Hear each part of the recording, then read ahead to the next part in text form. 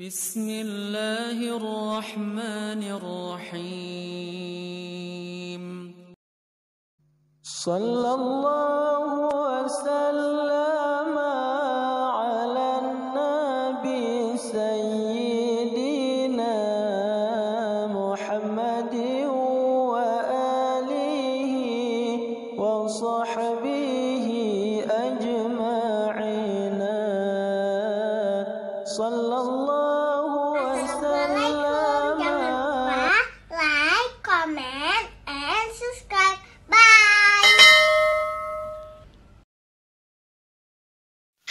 Assalamualaikum warahmatullahi wabarakatuh. Alhamdulillahilladzi bi ni'matihi tatimmus shalihat wa bi fadlihi tatanazzalul khairat wal barakat wa bi taufiqihi tatahaqqaqul maqasid wal ghayat.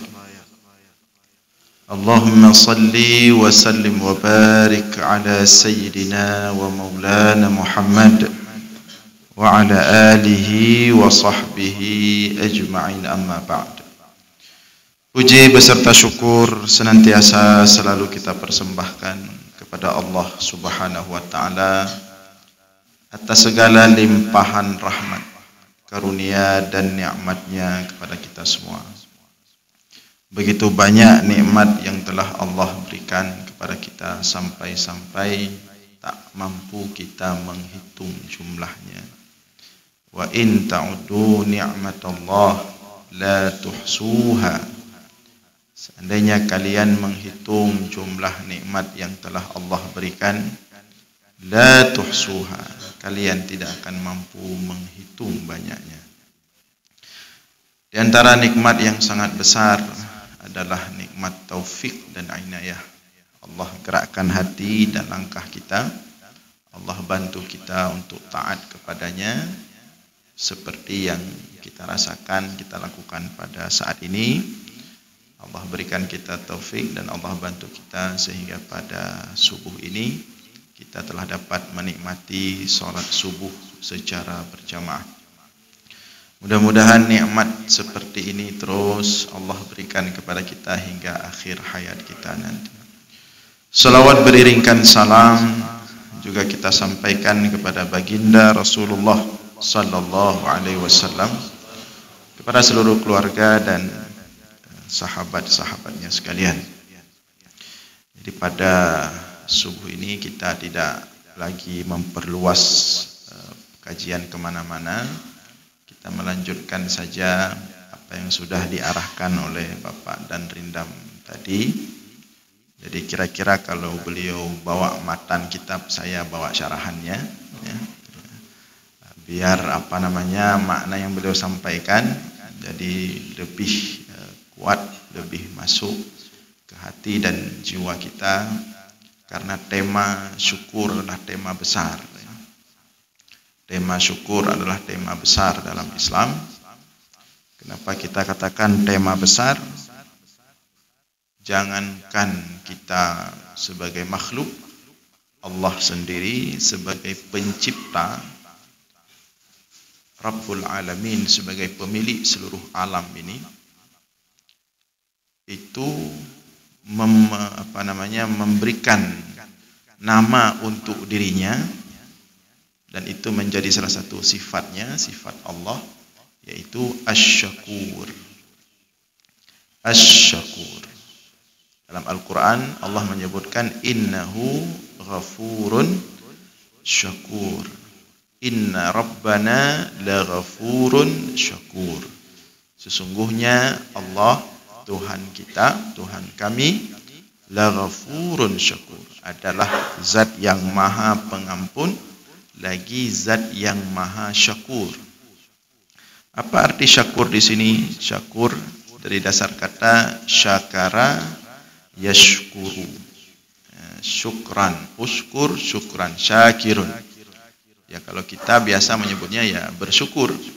Tapi kalau kita artikan dan secara literal dalam bahasa Indonesia, arti syakara yashkuru sederhananya adalah berterima kasih. Berterima kasih.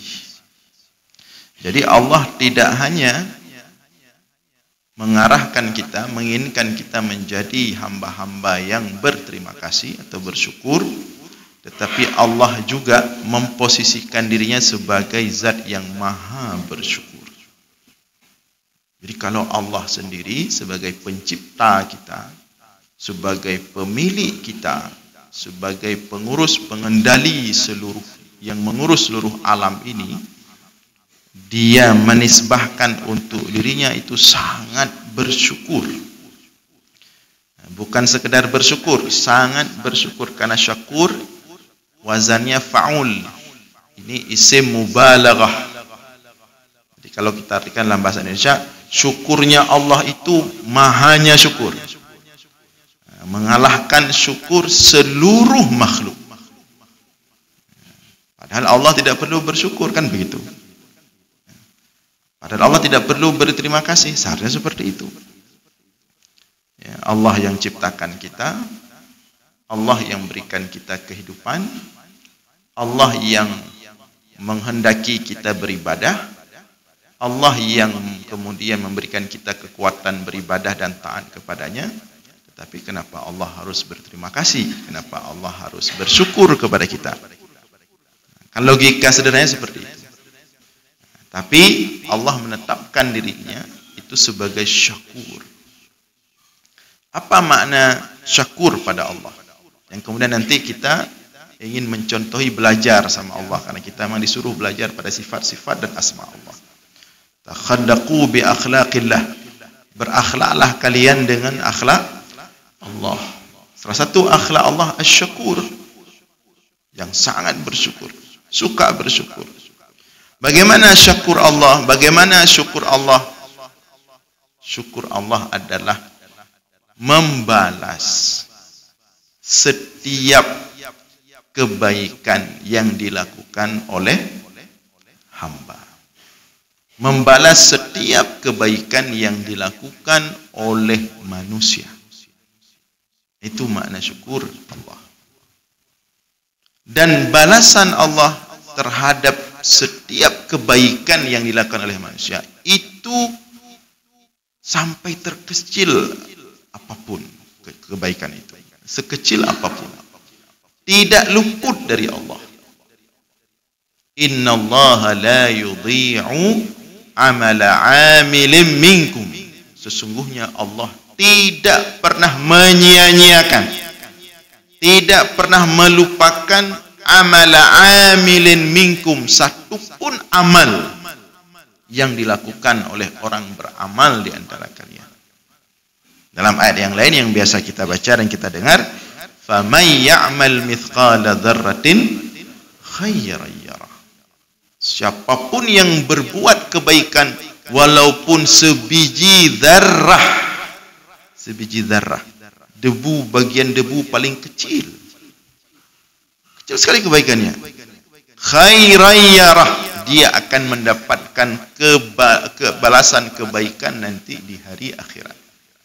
Maka kalau kita kita dalami makna syakur ini, kita akan menemukan bahwa akan banyak nanti manusia di hari akhirat itu terkejut dia. Dan itu kita dapat dalam banyak hadis. Banyak manusia terkejut di hari akhirat nanti. Tiba-tiba begitu dibangkitkan, sudah di taman surga. Perasaan di dunia nggak baik-baik kali dulu di dunia. Tiba-tiba waktu meninggal di alam barzah, sudah di salah satu pintu surga rasanya misalnya. Padahal di dunia dulu tidak terlalu banyaklah kebaikan. Tapi begitulah Allah. Ya. Misalnya ada orang yang tentang itu kisah Bitaqah. Kisah Bitaqah yang si hamba itu hampir putus asa dia. Yang Rasulullah menceritakan hadis Bitaqah itu, hadis yang masyhur itu. Jadi nanti ada seorang hamba di hari akhirat dipanggil di hadapan manusia. Jadi dipanggil di hadapan manusia. Kemudian dinampakkan sahifah. Sahifah itu lembaran-lembaran amalnya di dunia. Dibuka satu persatu lembaran itu. Buku catatan amalnya. Yang mana setiap lembaran itu besarnya lembaran itu sepanjang mata memandang. Jadi ketika lembaran itu satu persatu dibuka di depan si hamba melihat langsung bahwa dalam lembaran itu selama dia hidup tidak ada satu kebaikan pun. Semua keburukan. Semua keburukan. Satu persatu lembaran catatan amal dibuka di depannya. Semua keburukan, semua keburukan, semua keburukan. Setelah dinampakkan semuanya, kemudian malaikat berkata kepada si hamba, hal amilta khairan qat. Ini setelah kamu lihat semua keburukan. Apakah kamu pernah berbuat kebaikan? Saking mindernya si hamba, karena ketika dia lihat catatan amalnya semua keburukan, saking mindernya. Dan dalam keadaan hampir putus asa dia menjawab, la, tidak ada kebaikan satupun yang saya kerjakan. Memang tidak ada. Malaikat kemudian mengatakan, coba kamu ingat-ingat lagi. Artinya dia sudah lupa. Begitulah kira-kira Allah membalas. Kita udah lupa pernah buat baik, tapi Allah tidak lupa. Jadi hamba ini mengatakan tidak ada. Akhirnya dikeluarkanlah secari kertas. Itulah yang disebut dengan bitaqah, hadis bitaqah. Dikeluarkanlah secari kertas, dibuka kertas itu, bertulis di dalam kertas itu kalimat la ilaha illallah. Kamu dulu ada, meskipun kamu bandit-bandit dulu, preman-preman dulu, ada pernah ikut safari subuh Najul Arafah. Dan kamu pernah ikut zikir, salah satunya kalimat la ilaha illallah. Maka si hamba itu ya, hampir putus asa dia tadi. Dia sudah dalam pikiran dia, dalam prediksi dia sudah langsung ke neraka. Tapi Allah tidak lupa. Itu salah satu bentuk syakur Allah. Bagaimana Allah berterima kasih kepada kita padahal Allah tidak perlu berterima kasih. Setiap kebaikan kita itu diingat oleh Allah yang kita sendiri sudah lupa. Seperti juga ada hadis Bani Israel itu. Hadis dalam Sahih Bukhari. Seorang anak muda Bani Israel. Gitu juga. Begitu dia meninggal, dia mendapatkan dirinya di alam barzakh seperti di taman surga. Dia terkejut. Nanti banyak orang akan terkejut nanti di hari akhirat. Mudah-mudahan kita juga termasuk orang-orang yang terkejut nanti di hari akhirat, tapi terkejutnya dengan balasan baik. Karena juga ada terkejut sebaliknya. Ya. Ada itu pemuda Bani Israel, dia terkejut. Begitu dia meninggal di alam barzakh, dia melihat ini kok di taman surga. Kemudian malaikat berkata, ini karena kamu ada kebaikan yang kamu lakukan. Pemuda Bani Israel ini heran, tidak ada kebaikan. Kata malaikat, coba kamu ingat-ingat lagi. Coba kamu ingat-ingat lagi. Kata pemuda Bani Israel itu, dulu pernah. Dia ingat-ingat. Akhirnya dia ingat. Pernah dulu saya kasih utang. Saya kasih utang, ada orang minta utang, berutang. Saya kasih. Kemudian ketika jatuh tempo utang itu harus dibayarkan. Kebetulan pemuda Bani Israel ini orang kaya. Saya sampaikan kepada anak buah saya. Ya, tarik tagih hutang itu. Tapi kalau dia tidak mampu bayar, lepaskan. Kalau dia mampu bayar, tagih, ambil. Kalau dia enggak mampu bayar, bebaskan. Biar itu sebagai sedekah. Gara-gara itu, begitu dia masuk ke alam barzakh, tempatnya di taman surga, maka debt kolektor kalau mau meninggal langsung di taman surga, jangan dipaksa. Artinya di sini pahala membantu orang yang memang susah, yang orang memang sangat membutuhkan, kita kasih pinjaman atau hutang. Tapi jangan banyak-banyak juga. Ya. Kalau memang dia betul-betul dalam kondisi sangat sempit, sangat susah, kita bebaskan misalnya, itu pahalanya tidak main-main. Dia membuat si pemuda Bani Israel ini terkejut ketika dia di alam barzah, amalannya tidak ada, tapi karena satu amalan itu Allah balas luar biasa balasan kepada si pemuda Bani Israel ini. Jadi hadirin sekalian yang dimuliakan oleh Allah, itulah di antara bentuk syakur Allah. Ya. Maka kalau Allah saja memiliki sifat, memiliki asma syakur, maka lebih sepatutnya lagi kita sebagai hamba, kita sebagai ciptaannya untuk lebih tahu terima kasih kepada Allah. Seperti tadi Bapak Rindam sampaikan tadi, dan bahkan beliau menggambarkan kondisi di sini, kondisi alam. Memang seperti itu, tidak ada alasan untuk kita tidak bersyukur kepada Allah. Apa alasannya? Kita sudah diberikan kehidupan sampai hari ini sama Allah. Kehidupan yang luar biasa. Makanya kitab Al-Hikam, Ibnu Athaillah As-Sakandari mengingatkan kita setidaknya syukur itu dua hal yang besar. Yang pertama ijad, yang kedua imdad. Yang pertama kita terima kasih kepada Allah, syukur kepada Allah karena kita sudah diciptakan ke dunia ini. Kalau kita tidak ada, misalnya Ustaz Jul nggak diciptakan, misalkan dia tidak jadi pemimpin jamaah kita, nggak jadi pemimpin zikir kita. Ya. Tapi karena beliau diciptakan, maka beliau kemudian memberikan kita nikmat zikir. Beliau mengajak kita dalam kebersahajaan, ketaatan kepada Allah. Itu nikmat yang luar biasa seperti yang Allah berikan kepada beliau. Begitu beliau kadang-kadang berhalangan, langsung beda rasanya. Walaupun kalau suara lebih unggul Ustaz Zulbaidi, kalau suara saya akui itu, saya akui.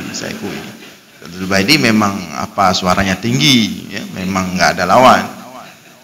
Nah, tapi entah kenapa beda, kebersahajaan itu beda. Nah, itu nikmat Allah. Demikian juga kita semua. Kemudian setelah nikmat ijad diciptakan oleh Allah, nikmat imdad. Apa itu imdad? Kita ditanggung, diurus semua oleh Allah dalam menjalani kehidupan di dunia ini. Itu imdad namanya. Yang berikan kita makan padahal kita lahir dalam keadaan lapar, yang berikan kita pakaian padahal kita lahir dalam keadaan telanjang, yang memberikan kita hidayah padahal kita tidak dasar lahir bodoh, tidak tahu apa-apa, tidak ada ilmu, tidak tahu mana cahaya, mana kegelapan. Allah berikan hidayah. Kita sujud kepada Allah. Ada orang di belahan bumi yang lain tidak tahu sujud kepada Allah. Bahkan masih ada yang sujud kepada, mohon maaf, kepada benda-benda, bahkan kepada hewan. Kita sujud kepada Allah dan kita menikmati sujud itu karena kita sujud kepada zat yang ma'bud bihaq, zat yang memang berhak untuk disembah. Itu nikmat yang sangat besar dari Allah.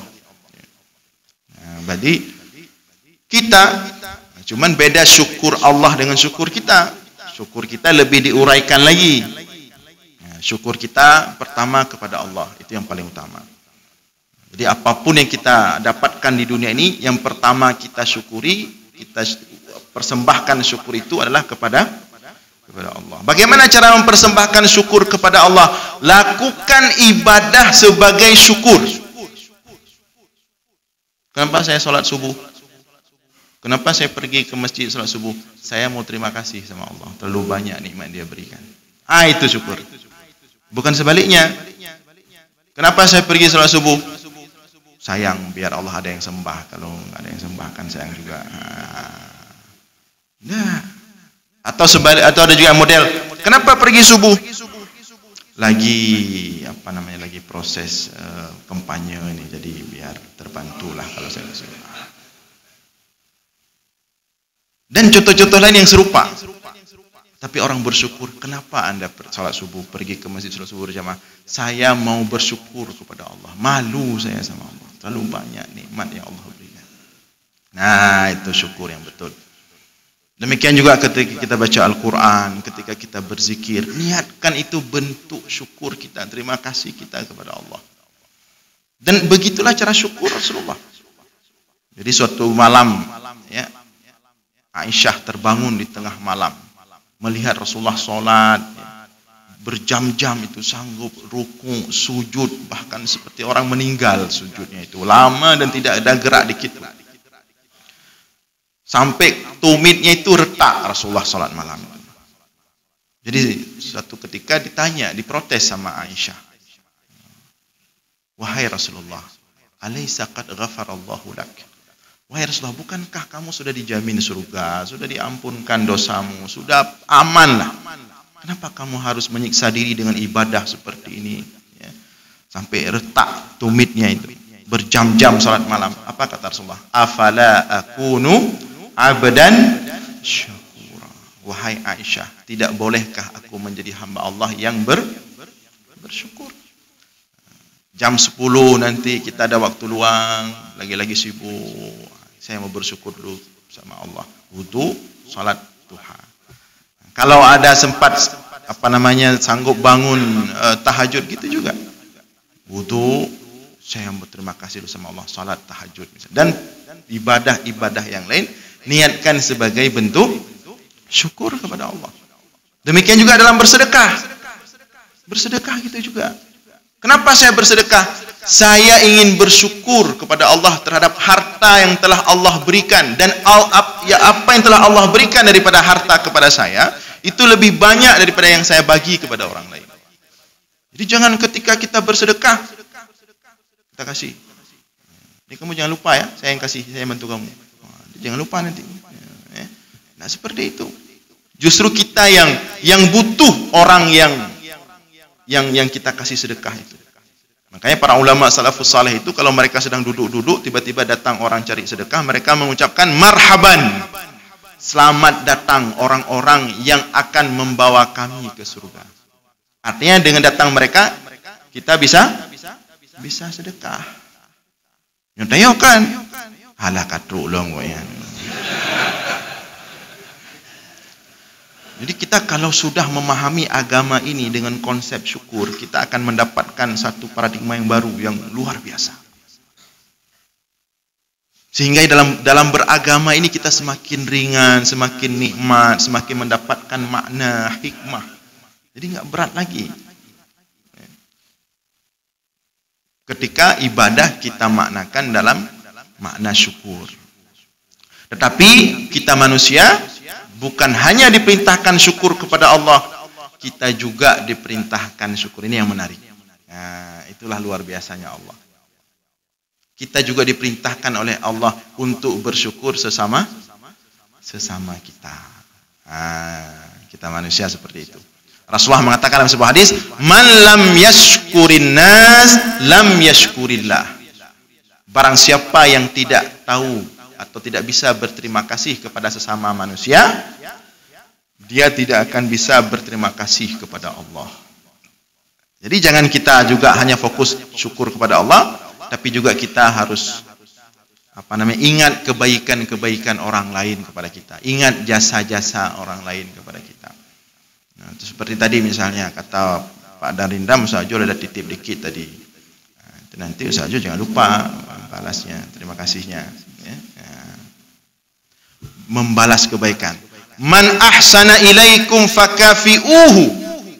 Barang siapa yang berbuat baik kepada kalian, fakafi'uhu, maka balaslah kebaikan itu. Kalau memang tidak mampu membalas, fa illam takun tukafi'uhu, kalau kalian tidak mampu membalas sesuai dengan apa yang kalian terima kebaikan dari orang lain, paling kurang fad'ullaha lahu, berdoalah untuk orang yang sudah berbuat baik kepadamu. Sampai kapan berdoanya? Hatta tara, sampai engkau melihat Allah telah membalas kebaikan dia untukmu. Misalnya ada orang bantu kita, jadi kita doakan terus. Sampai kapan doanya? Kita lihat. Oh, udah beli tanah baru, oh udah dibalas sama Allah. Oh, udah ganti mobil baru, oh udah dibalas sama Allah. Baru boleh stop doanya. Ya, sampai seperti itu. Artinya bentuk mukafaah, kita saling berterima kasih. Tidak boleh kita melupakan jasa sesama kita. Itu pesan agama. Jadi jangan kemudian kita hanya memahami syukur kepada Allah, sedangkan manusia kita tidak anggap ada jasa dengan alasan hakikat. Karena kan hakikat yang bantu kan Allah, dia perantara saja. Tidak boleh. Jadi kita juga harus saling bersyukur sesama kita. Suami banyak-banyak bersyukur, berterima kasih kepada istri. Sebaliknya istri gitu juga banyak-banyak bersyukur dan berterima kasih kepada. Pernah bapak, ibu-ibu di rumah ucapin terima kasih? Lagina ju, mana payah, mana mangat. Padahal kita harus bersyukur, ya. Dengan istri kita kemudian kita menjalani kehidupan yang luar biasa, karir dan sebagainya. Demikian juga istri dengan ada suami, demikian juga anak-anak, orang tua bersyukur berterima kasih kepada anak. Anak juga demikian bersyukur berterima kasih kepada orang tua. Kita pulang capek-capek kerja, begitu sampai ke rumah, nampak wajah anak-anak kita tenang, tentram. Itu nikmat Allah. Bersyukur kepada dia. Jadi jangan hanya merasa dia butuh kepada kita. Kalau ada banyak orang tua itu, kamu harus ingat ya, saya yang kasih makan kamu, saya yang kasih pendidikan kamu, saya yang ini, saya itu. Nanti kalau saya tua jangan lupa, kamu harus. Jadinya transaksional dengan anak. Tidak ada kasih sayang. Tidak demikian. Karena pada hakikatnya kita sesama manusia itu saling membutuhkan, sekecil apapun itu. Maka atasan berterima kasih kepada bawahan berterima kasih kepada atasan. Jadi jangan berat mulut ini untuk mengeluarkan kata-kata terima kasih. Itu syariat yang paling mendasar itu. Orang yang mudah mengeluarkan kata-kata terima kasih, tanda dia orang bersyukur kepada Allah. Ada orang susah sekali mengeluarkan kata-kata terima kasih, gengsi. Jika nak buah long masak long terima kasih gaji. Kaya tak ji. Jika ji harus terima kasih. Padahal kalau kita nggak ada dia, kita nggak ada buah juga. Ya, dengan ada dia kita sudah nampak atasan lah. Ya. Jadi kita semua harus saling berterima kasih. Kita di sini berterima kasih kepada Ustaz Jul misalnya. Dengan ada Ustaz Jul kita udah bersahaja tadi. Tapi beliau jangan lupa juga. Beliau juga terima kasih kepada jamaah. Kalau nggak ada jamaah beliau sendiri di sini. Coba gimana? Walaupun zikirnya apa nggak ada orang kan nggak jadi elok juga, nggak indah juga. Jadi syukur itu dimaknakan adalah bersyukur kepada Allah dan kita bersyukur sesama. Syukur kepada alam tadi kata Pak Rindam. Bagaimana syukur kepada alam? Jaga lingkungan. Itu syukur kita kepada alam. Dengan ada pohon-pohon dia telah memberikan manfaat yang luar biasa kepada kita. Pandangan kita jadi jernih, pernafasan kita jadi bersih. Kita harus berterima kasih. Jangan malah dia udah bantu kita, udah berikan kita kesehatan, malah kita tebang, kita rusak dan lain sebagainya. Demikian juga air, seluruhnya alam ini telah memberikan banyak hal kepada kita. Maka di antara bentuk kita syukur berterima kasih kepada alam, mari kita jaga, kita rawat, kita lestarikan. Makanya kalau kita analisa itu, kajian-kajian tasawuf itu, kembalinya ke situ. Kenapa Imam Ghazali mengatakan ulama sufi itu kalau dia berjalan satu daun pun pohon kalau bisa jangan disentuh. Dalam sekali maknanya. Sebagai bentuk terima kasih kita kepada, sampai ada yang mengatakan, walaupun ini lebih kepada anekdot ya. Itu Imam Ghazali itu kalau tidur istilahnya kalau bahasa Aceh namanya kelembu. Kelembu itu apa bahasa Indonesianya? Kelambu juga ya.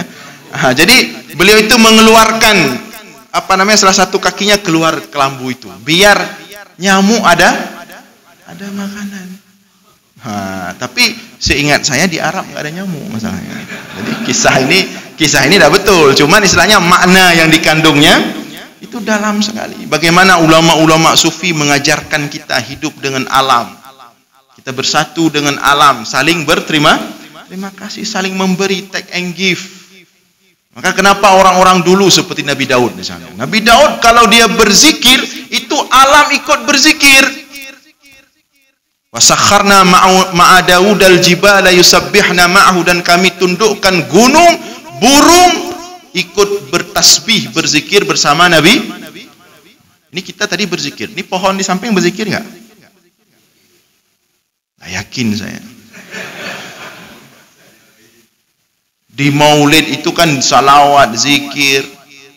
Ya, alam nggak mau ikut. Kenapa nggak mau ikut alam berzikir sama kita? Nggak seperti dulu. Siap makan kenduri maulid, sampah kita buang ke alam, kita kotori dia. Nah, ini ada kenduri sudah disiapkan sama Pak Rindam nanti. Jadi jangan sampai itu pun ya, sampah. Ya. Makanya alam nggak mau menyatu dengan kita karena kita nggak sayang, nggak tahu terima kasih kepada dia. Dulu ulama-ulama wali-wali Allah itu kalau dia naik gunung, ada istilah namanya kalut, ya, khalwah. Dulu, tapi sekarang ada lagi. Dia naik ke gunung khalwat, ya, khalwah, kalut. Berzikir dia la ilaha illallah, la ilaha. Naik kita ke gunung. Kan ada tuh cerita-cerita dulu. Waktu naik ke gunung kita merasakan dari mana suara zikir. Seolah-olah yang berzikir itu adalah gunung, mengikuti irama zikir sang wali Allah itu. Kalau kita tidak mau ikut, kita alam ini. Bahkan entah kenapa alam kayak pancing-pancing amarah kita. Kucing suka pancing amarah kita, bingkeng dia sama kita. Karena sering dia pupau berjampu. Jadi menghidupkan makna syukur ini adalah satu hal yang sangat besar. Ruang lingkupnya. Dan hendaklah kita jalani kehidupan ini, kita maknakan setiap kehidupan ini dalam bingkai syukur, sehingga kita dengan syukur itu mendapatkan kebahagiaan yang hakiki di dunia dan akhirat. Mudah-mudahan ada manfaat. Mohon maaf atas segala kekurangan. Aqulu qawli hadza wa astaghfirullah li wa lakum. Wassalamu alaikum warahmatullahi wabarakatuh. Terima kasih.